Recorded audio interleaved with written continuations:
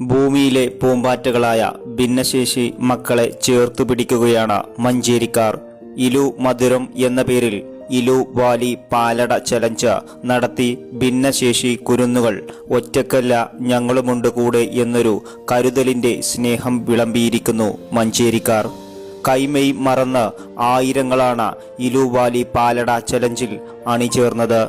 ജനകീയ കൂട്ടായ്മയിൽ 1000-ലധികം ഭിന്നശേഷി കുരുന്നുകൾക്ക് സേവനം നൽകാനാവുന്ന മഞ്ചേരി ഇലു വാലി പ്രൊജക്ട് അതിന്റെ അവസാന ഘട്ടത്തിലാണ്.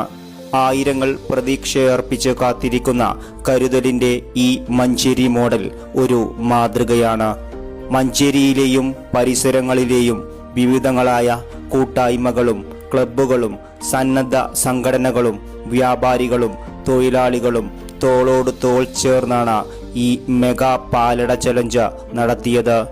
20,000-ഓളം ലിറ്റർ സ്നേഹത്തിന്റെ കരുതലിന്റെ മധുര പായസമാണ് ഇവിടെ തയ്യാറാക്കി വിളമ്പിയത്.